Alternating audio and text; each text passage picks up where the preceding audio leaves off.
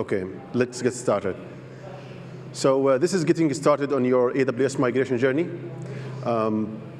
Just small note on the logistics. The exits are from the left and right on the back of the stage. It's not from the where you came from. So in this session, we will go through a typical migration journey for large-scale customers migrating to AWS. And we will cover processes, methodologies, and tools. Also, we'll have GPG sharing their migration story. My name is Diyar Adwan. I work as a special solution architect focusing on migrations. I work with customers across Europe, Middle East, and Africa, and specializing with the largest scale migrations with our customers.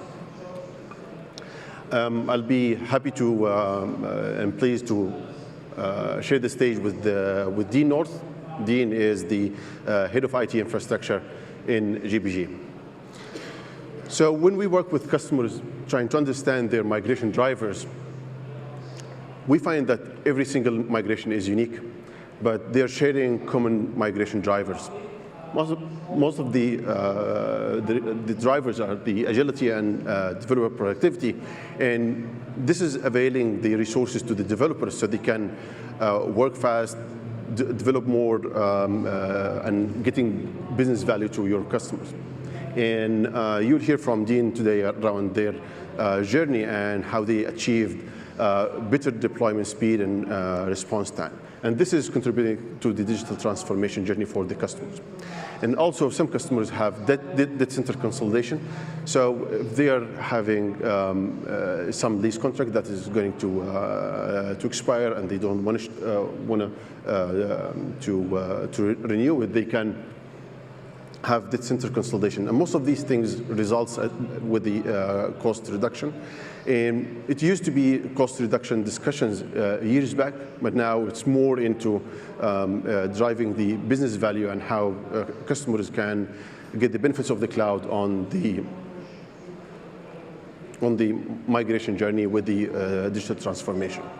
So when we work with customers, we get a lot of questions like where we should start, what is lift and shift, how we can measure success, what are the tools that I should be using, and where I should start from, and so on. So in this presentation, we'll try to answer some of these questions.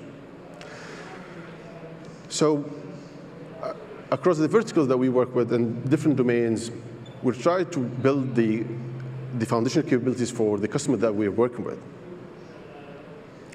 So we understand that the technology part is not the hardest one. They are equally important, but technology part is not the hardest one. Sometimes it's not easy to, if you have organization that has been there for 20 years or maybe more, it's very hard to change the culture around that.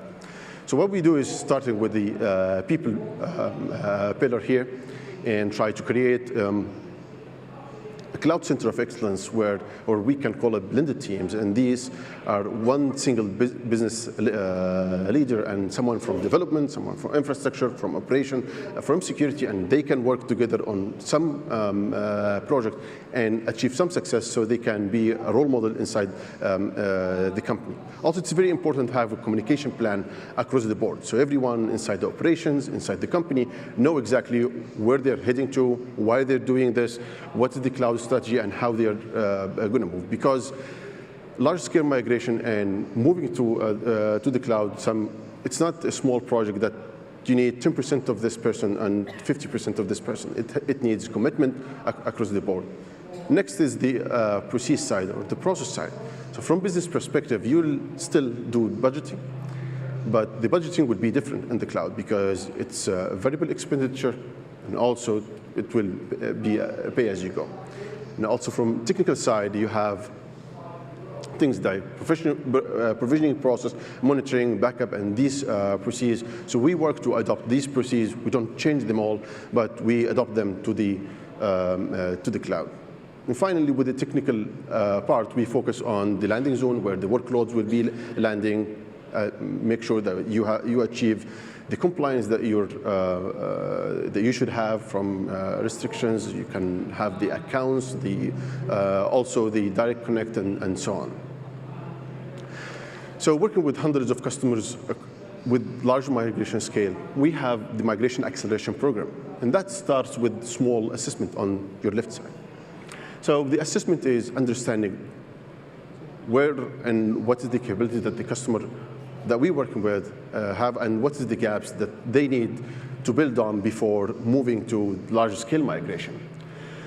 So we have migration readiness assessment. This is a small questionnaire that we work with the customer on. And this is around 96 questions, working with them. Sorry,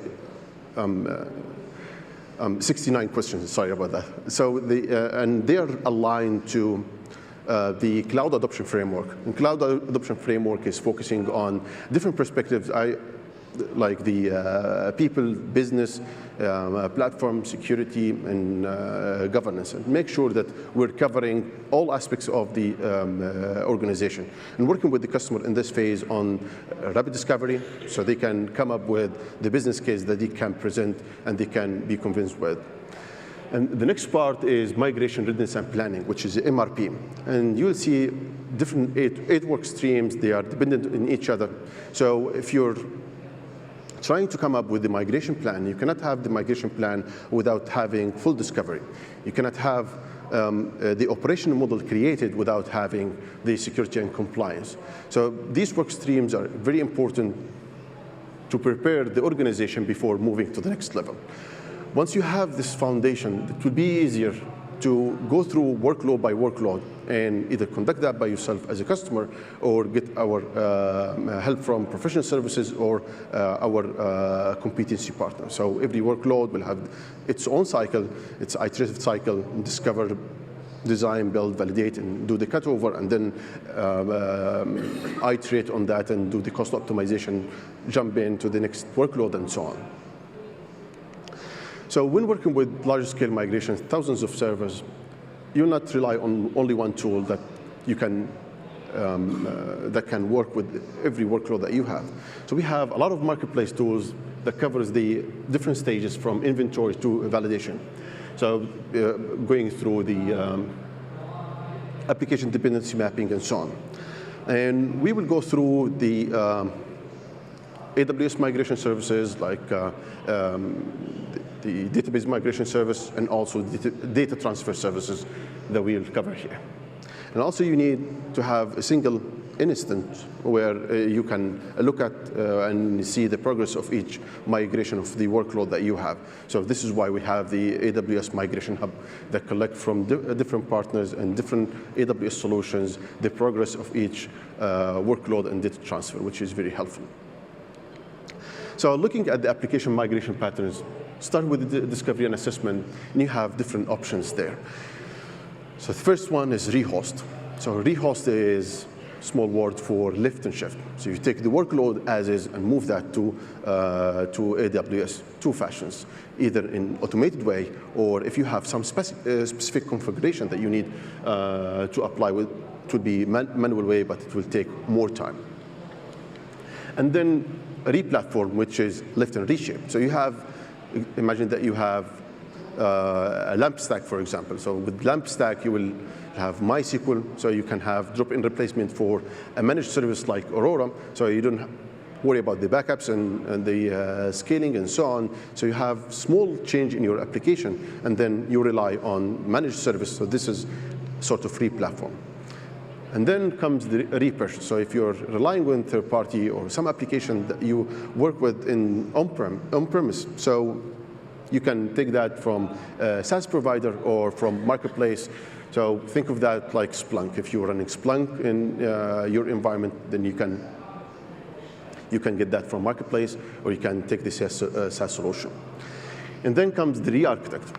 The re-architect might take more time, but this is where you unleash the value of the cloud adoption, and this is creating further value for the business. And you'll be amazed how many applications that you need to retire when you have the listing and do the assessment, because most of the application might have something redundant or something that you will rely on a managed service for that. And comes at the end is retire, and retire if you have a workload that will stay for some time, sorry, for retain or revisit. So you retain, you have some workload that's very hard to migrate, or you might have some restrictions on migrating this workload because of the compliance or security or so on. So you can leave it for later. So we spoke about the application migration patterns, and we'll talk now about the storage and how the storage patterns might be different. So we've provided Amazon S3 13 years ago. Since then, we're working on evolving the storage portfolio that we have. So working with rehost, it is the same. You have the whole application running with the storage parts out of it, and you move everything from on-premise to the cloud. This is rehost. This is well understood. And the other thing is replatform. With replatform, you have the whole stack relying on some sort of storage aspect, and you replace that with existing managed service. So take for that example, BBC replacing their application, rip-run application. What they did is changing instead of relying on NFS on-premise, they are relying on EFS, the Elastic File Service. So it's managed service, highly available. They changed that, and then it's easy to manage, but the application still run as is with higher availability and lower cost. And later comes the re-architect. And re-architect is working with the application that you have and trying to change the storage aspects of it. From the storage characteristics, you see that the only takeaway here is it's not sequential. You can see a lot of customers start with the re-architect and then move to lift and shift, which is rehost. And take for that example FINRA, because if you are looking for big scale and you have tough SLAs that you need to combine a lot of storage from data silos to one place to come up with analytics, it would be very hard to meet these kind of strong SLAs. So collecting the data inside one data lake will be easy to drive the analytics out of it. So from storage perspective, it's different than a normal application. So you can rely on re-architect first, and then you can move to different patterns. And here we're providing you with different building blocks. These building blocks are covering most of the use cases. So if you have Windows servers that's sitting there since 2008, it's supported with Amazon FSx for Windows, for example.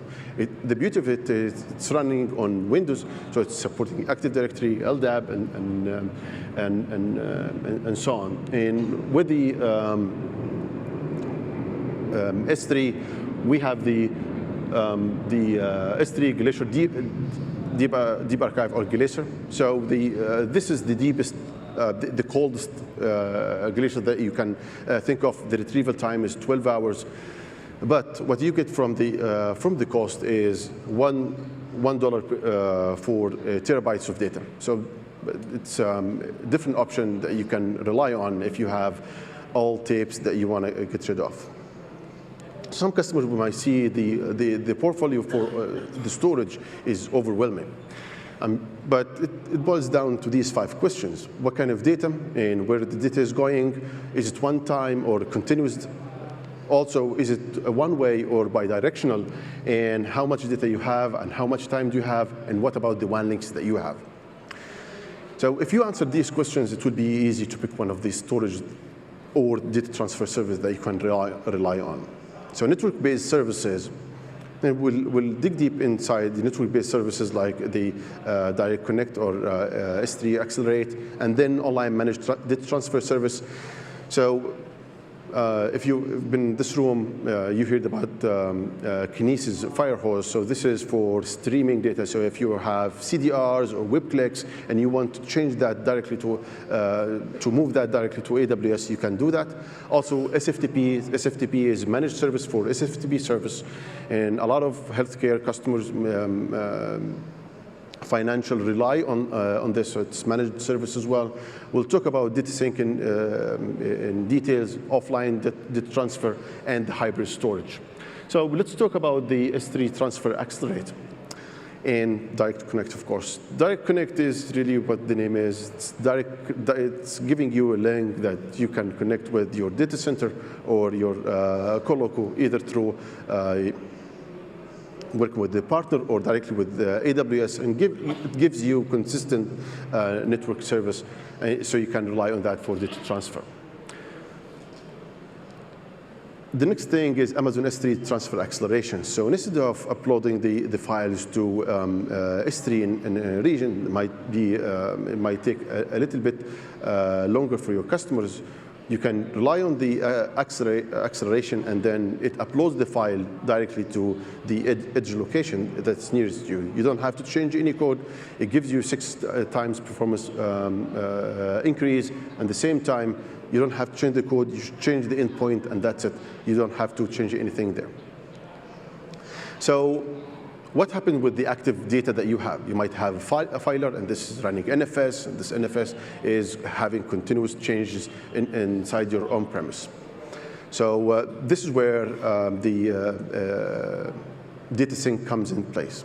So the use cases for that is migration active data, or transferring data to AWS for analytics, or do that for continuity. So the AWS Data Sync is VM that you deploy in your system, and then it will be fully managed, provide you 10 gigabit per second, and then the transfer, most of the time, the bottleneck will be your storage there. It's very easy to use, very secure, because it's using TLS in communication. It has the PCI and HIPAA compliance, and you pay 4 cents per gigabit. So this is how it works. So on-premise, you download the VM image, connect that with NFS, you create the task, and then you establish the transfer process. The transfer process goes to AWS, either on S3 or EFS. Once it goes to EFS, it will be available in 3 availability zone. And you can run that sync a couple of times to make sure that data is validated and in sync with the filer that you have. So this is optimal for backups, optimal for analytics, and for the live data that you have on site. Then comes the Snowball family. This is for offline data transfer. So you might have a remote location where you have slow data internet links, and you want to accelerate the data transfer. What you can do is order the device that comes to your environment, and once it comes to your environment, you hook it up with your local network, and then start uploading the data, and ship it back to AWS, and AWS will upload that to the S3 bucket that you have.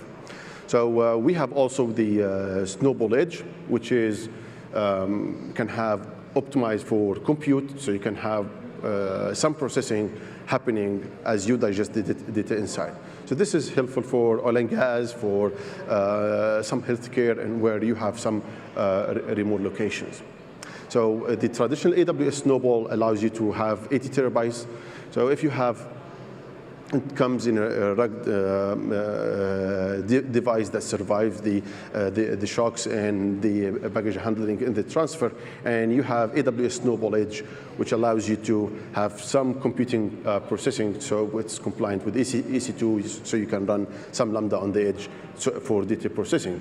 And if you have exabyte kind of scale, you can order the AWS Snowmobile, which is impressive to have 45-foot container parking in your data center, and you hook it up with your data center and upload the data, and it goes back to the AWS edge location or the data center and upload the data.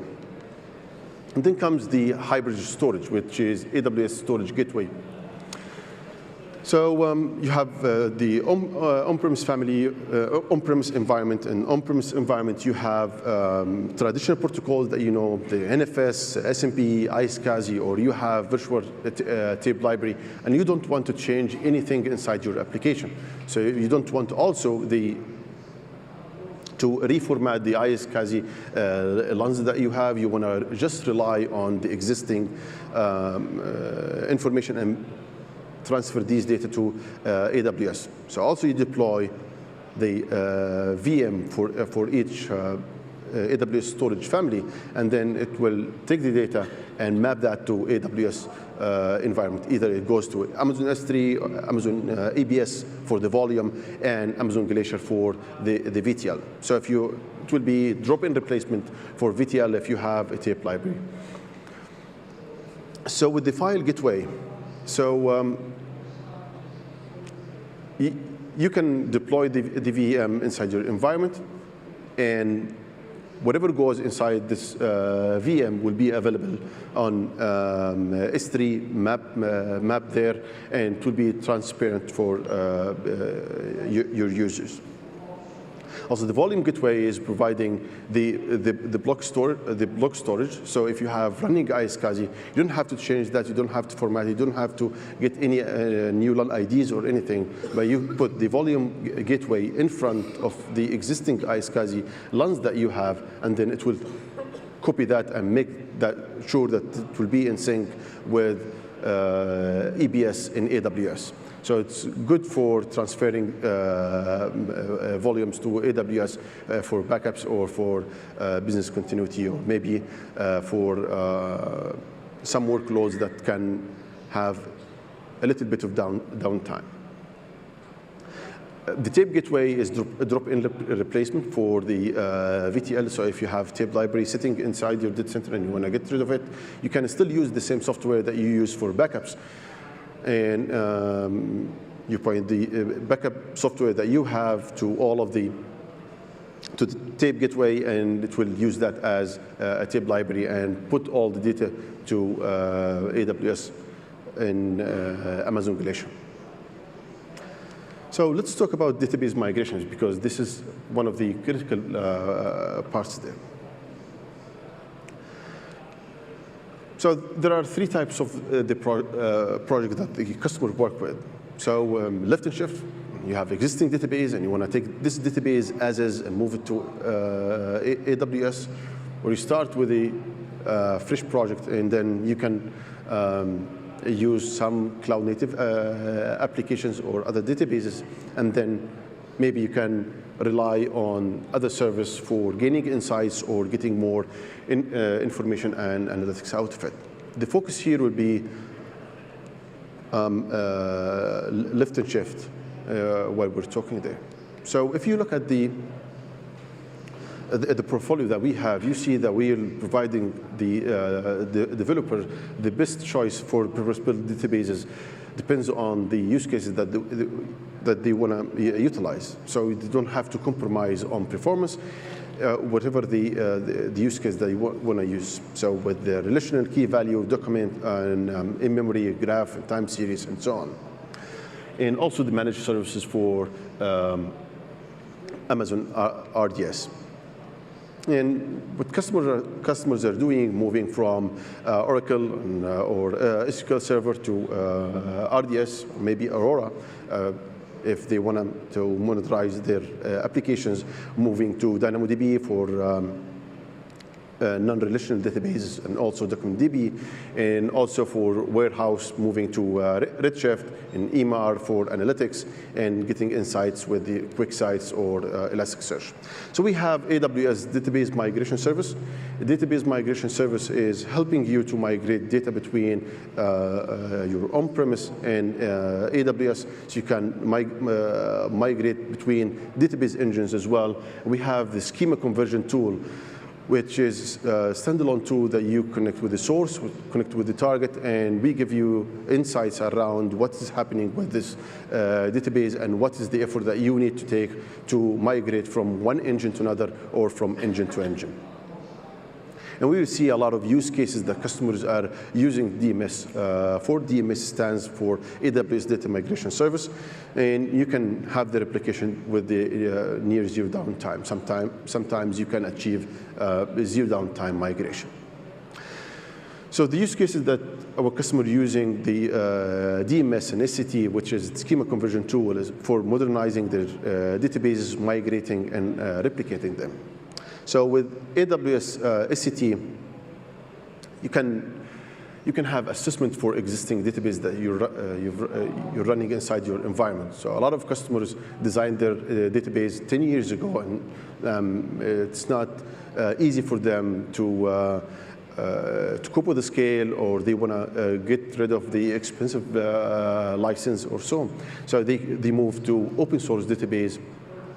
What happens here is moving from Oracle or SQL Server to an open source database like MySQL or PostgreSQL, and they might think of Amazon Aurora to make that as a managed service for them. And also on the data warehouse, moving from SQL Server, Oracle, and make sure that they can migrate that to the warehouse to AWS Redshift. So with the use cases that our customers are using for DMS migration, obviously migrating the database that's running on business critical applications that they have, or migrating data warehouse, as we mentioned. Also, they can use it for upgrading from minor versions. Sometimes upgrading database is not an easy thing, so you can utilize some of the database migration service on new database that is running on upgraded version, so you can move that from engine to the same engine, and you can use that for archival as well. Also migrate from NoSQL to SQL or vice versa. So how DMS is working.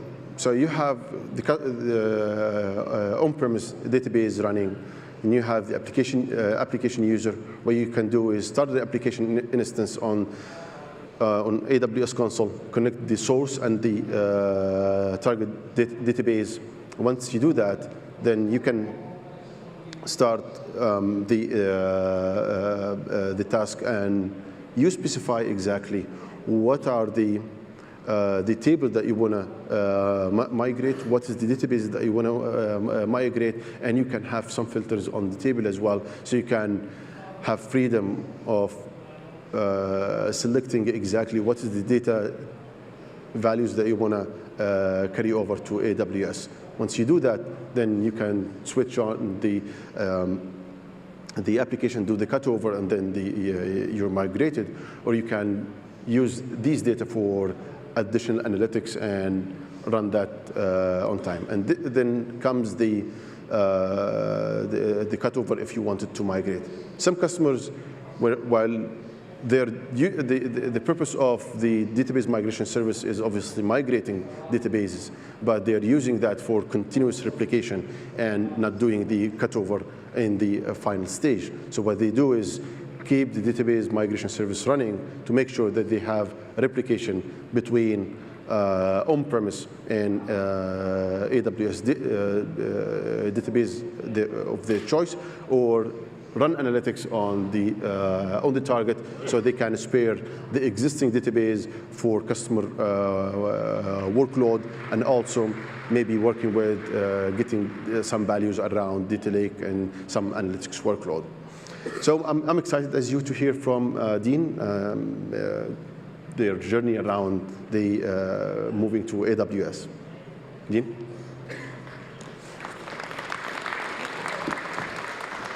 Thank you very much. Afternoon, everyone. Thank you very much. You have to excuse my voice. Hopefully it will hold with us. For those that you are football fans, probably understand why. So I'm here to talk to you about our migration to AWS. I'm from a company called GBG. Not many of you have probably ever heard of us. But no doubt this week, even today, you've probably used or consumed some of our services. We verify about 4.4 billion people. That's over half the world's population. And what we are essentially is we're a global specialist in our data verification. And we had a lot of intelligence around that data to verify people are who they say they are. So we give our customers a better experience, meaning they can onboard more customers quicker. We range from big e-commerce companies in the US, some of Asia's bigger banks, and some household names over here in the UK as well. So how do we identify people? We've got 4 ways of identifying people. Biometrics, so DNA, fingerprints, retina, face and voice. Some of these services that you use on a daily basis through a load of online apps or verifications. Attributed, so names, passports, address, payment details. Digital, and this is really where the market's shifting for us. So your device ID, so your phone, your IP address, your social ID, anything on social media, social networks, and then your behavior on those social networks, what you like, what you dislike, what your usage patterns are online. All this data is consumed to help us verify people.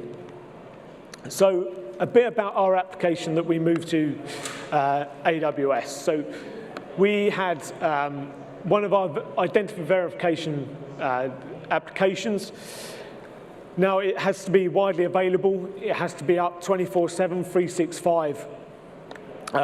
It captures and validates postal addresses, email addresses, landlines, you name it, it verifies it.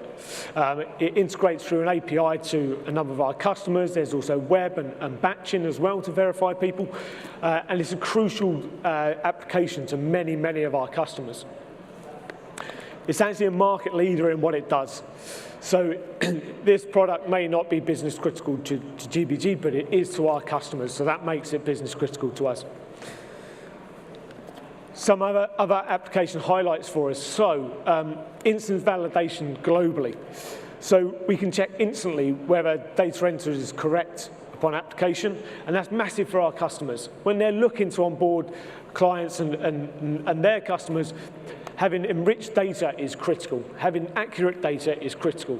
And when you're talking about GBG and we've got 19,000 customers across 79 countries, our rich and the breadth of our data is key to these applications.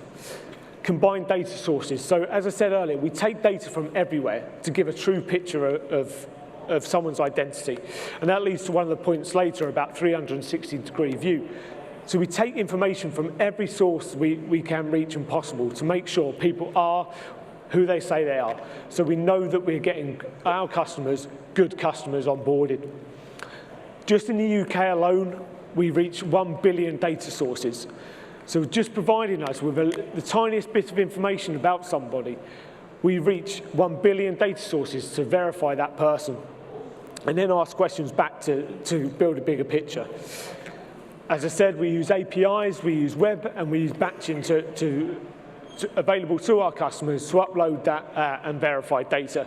And more importantly, geolocated on social media data. So our mobile devices are now what really control us as human beings. As weird as it may sound, they are with us everywhere. So having geolocated people, we can verify where someone is, and then we can check against all our other data sources, again, to check someone is who they say they are. So we want to keep the bad guys out, and we want to get the good guys in. So migrating to AWS. So why did we migrate? Well, we needed platform stability. It's got to be available all the time. People expect applications available all the time. There is no excuse anymore. We expect applications there all the time as consumers. Our customers expect the application to be there all the time because their customers demand it. So we wanted to make sure our application was available. It needed to be available. It's very difficult to achieve that when you're on-prem running virtualized machines. It can be quite costly, quite expensive, and takes a lot of management and maintenance to achieve that. Throughput and capacity limits. At GBG, we like to push the boundaries. Fast needs to be faster, quicker needs to be quicker, and super fast is no longer in our vocabulary. We need something else. We need quicker. So we were constrained by physical hardware, virtualization limits, and bottlenecks out of our control. And we wanted to push the boundaries. We wanted responses instantly. but we were constrained with what we refer to as legacy infrastructure, so virtualized environments running on physical tin. And we was unable to achieve a CI or CD workstream. We wanted to enhance and enrich our customers' experience. We wanted to give them new features faster. We wanted to fix bugs quicker and bring things to market. Now, we was constrained with the ability to do that because we was using hosting providers and on-prem. Now, because we only control our application upwards, it made it very difficult to control the full end-to-end life cycle. So if you're ever trying to do CI/CD and you don't control the infrastructure, or you can't spin up infrastructure with a few lines of code, then you're going to have difficulties. So they were our three main drivers around migrating. So the migration approach. So GBG took a slightly different approach to migration from what we've seen. Although Snowball looks very sexy and there's a lot of sexy tools available to you through Amazon, we focused on our people. Our approach was to put the skills within our own people and train our own people to do this themselves. Now, we did use best practice design, so we used the AWS well-architected framework and took tips from AWS and their partners on our journey through this. But it was very critical to GBG that we didn't bring someone else to do this. We wanted to control this ourselves, and we wanted our own staff engaged in doing this. And that's why we got our skills focus. So very big, look at what you're designing. Look at the services you want to use. Look at what's available on Amazon and get a focused training approach to do that. It's amazing what your own staff can achieve. And we did it with this, and we was very proud. And then the final part for us around our approach was our release to our customers. Again, customers are very important to us. So what we was able to do with our approach is slowly migrate customers over to our new environment. So we had our hosted environment, we knew was stable, we knew was performing, we knew had our feature rich. Our new Amazon environment, our new AWS environment, we could start moving customers over. So we get people testing and feeding back to us what we needed to improve, and we could make those changes really quickly. Failing fast was key to us in this, but we had to give it a go, and we went in both feet. Issues faced with starting a migration. So one thing I would say when you're going on a migration, seems like kind of general knowledge, but it's really worth pointing out that get all your issues out early. Any potential blockers, get them out first thing. It's very rarely a technical issue that causes a blocker on a major project. So get all your stakeholders together and find out what their concerns are. So some of the big five for us, the cloud isn't secure. That was a big one for us. How we resolve that? Well, we are never going to be as secure as AWS. That's a fact. We can go to as many third parties as we like. They're never going to be as secure as Amazon Web Services. So we did a lot of knowledge share with key stakeholders, showed them security layers that Amazon invest in, and how, for us to achieve those, the cost to do so. The other one was limited knowledge. So for a company that at the time was 800 people strong, been around, well, we're 30 in August, our birthday's coming up, we didn't have a great knowledge of AWS. It took just a small group of people for us to make this change. Out of the 800 strong within GBG, 5 people changed GBG's vision of infrastructure and moved us to cloud. Now, for an application that is so important to GBG, we didn't need a huge budget. We didn't need huge buy-in. We took a focus group and went and gave it a go. And because we could fail fast at very little cost, it just made sense for us to carry on with. The other issues that we had, once we had migrated, we didn't change our operational and release processes. So we were still trying to run upgrades. We were still trying to diagnose infrastructure. and we didn't need to. It didn't mean any sense to us anymore, and it was something we didn't need to do. We consumed infrastructure. We didn't have to build it and maintain it and look after it anymore. It was just there providing a service to us. So that was a big change for us. It did catch us up a few times when we were trying to release. We didn't need to upgrade. We just redeployed new instances, new objects. It was as easy as that, but taking that paradigm shift took some work. The fourth one for us was that it was a big monolith application, and we broke that monolith down into smaller services. What that did highlight was a number of weaknesses within that monolith. So simple things like memory leaks. Well, memory leaks were always resolved via reboots. Now, by breaking down that monolith, we could identify where we were getting memory leaks or where particular issues were occurring, and we could then focus on those issues to make them go away. So it was actually solving problems by breaking this down. But issues did rear their head and they needed addressing, so we did that. And then the fourth and final one, I'm sure many people go through this as well, it is the fear of change. As I say, we're a company that's 30 in August, so we're not a new, young, exciting hipster startup by any means. So there's a lot of our developers that had the fear of change. They didn't know what to expect.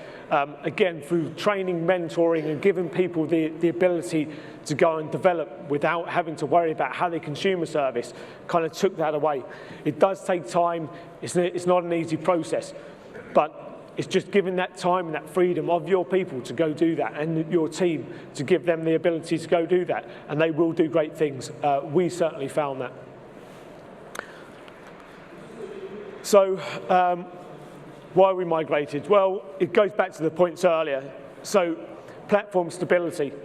The ability to auto-scale at mass instantly and have multi-regional DR solutions at a really cost-effective price was a no-brainer for us. So before, if we wanted to achieve the levels of resilience we had now, we would have to have numerous data centers, bunches of infrastructure sitting there doing nothing, just to be available for a just-in-case moment. Now we can auto-scale it in an instance. It's amazing what we can do. Throughput and capacity limits have completely abolished. Our issue is no longer with the infrastructure, it's further up the chain. The amount of throughput we can now get through and the amount of requests we can serve instantly has gone through the roof. We can now handle over 72 million requests a day. Before, we was maybe a third of that. Achieve CI/CD. So because we own the full end-to-end pipeline, we can now code our infrastructure to deploy at an instance. We use some great tools to do that. And the key thing for that as well is, like I say, we stopped trying to heal issues with infrastructure. We just redeploy. And we don't have to have lengthy contract negotiations when we hit capacity limits. We just spin up new instances. And if it costs us a few extra dollars a month, then so be it. It's not a lengthy process. But all of this was achieved through AWS. And one of the other big things for us is that we've gone from doing 5 releases a quarter on average to an average of 50 times a day. That's the amount of releases we can get into our customers. So the breadth of data we're now releasing to our customers, the new features we're releasing is on a daily basis. So we're enhancing their customer experience by doing that. And we could not have achieved that with being on-prem. And these are not fake stats. These are what's going on as of now through our DevOps pipeline. We've got it on a big dashboard. It looks great in the office, and you just see these numbers spinning, approvals, denials of new releases. Some of our lessons learned. So innovate in AWS. There really is no limitation. The services that AWS are bringing out every day, every week, are amazing and mind-blowing. And you can consume these services. You don't have to go build anymore. Focus on producing the best product you can, the best application you can, and move away from focusing on looking after and maintaining infrastructure. Now, as a head of IT infrastructure, to say that we don't need to worry about infrastructure anymore is almost talking myself out of a job. But that's the way that the things are going. I don't want to look after infrastructure anymore. Small groups can make a big change. AWS talk about the two pizza model. We did it with a few people, and anyone can. It really is about empowering your team to do so, and it can really make a positive change. As soon as people start seeing the benefits that this gives and the operational efficiencies you gain, it is amazing. Show developers that they don't need to maintain infrastructure anymore or worry about asking for servers anymore, because you can automate that whole pipeline is phenomenal. The amount of people that soon jump on board, just be prepared for that. The cloud is super secure. As I said, you cannot get more secure yourselves, and no data partner is going to get you as secure as what AWS is. As I said, once you pop, you just can't stop. A tagline from a salted chips brand, but it really is true. Once you get that one success in, just be prepared for more and more to come your way. We grew 200% in AWS within 12 months. We had a very small team and we had to scale it very quickly because the demand just kept coming and coming because the people could see the benefits it was giving. Because of the operational efficiencies we was making, we made over 60% operational efficiencies from managing infrastructure. That meant that we could then focus on innovating and making our application even better, so we could then cope with this demand. We haven't got people patching and looking after servers anymore. It is a business change. Just be prepared when you're making big application changes, when you're moving into AWS. It's not an IT project, it's a business change. You pay for things differently, your data governance is different. So when you're going on these, when I said about getting your blockers out early, reach every team possible, including your people team for training and staff engagement. Get your legal teams in for data governance. Get your finance team in, because how they pay for it is going to change. And they will be happy as soon as they start seeing the cost savings that you can make. Focus on your internal team. AWS have some great partners to help you on this journey, and they will help your own staff as well. We see huge benefit in it. Look at your operational processes. They will change. You will make efficiencies. So look at how you can better use AWS to take away some of your operational tasks.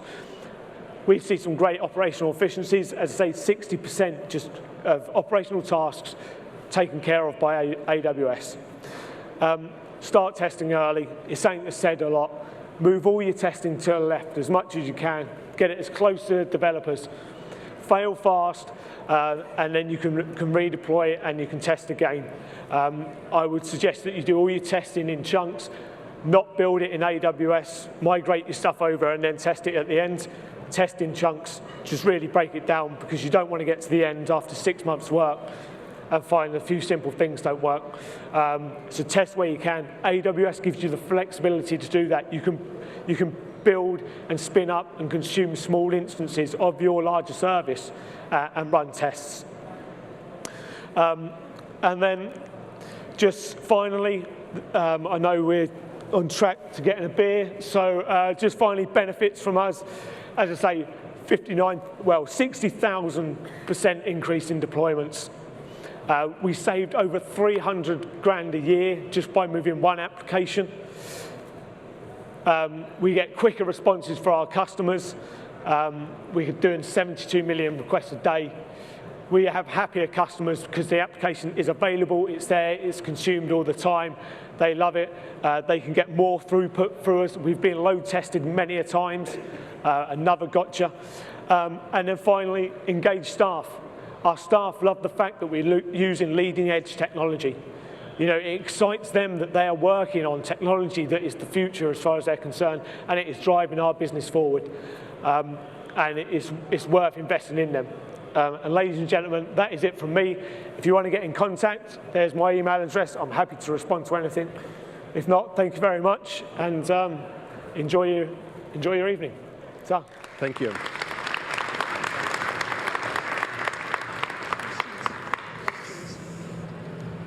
So You have on the application, please read the decision on the survey.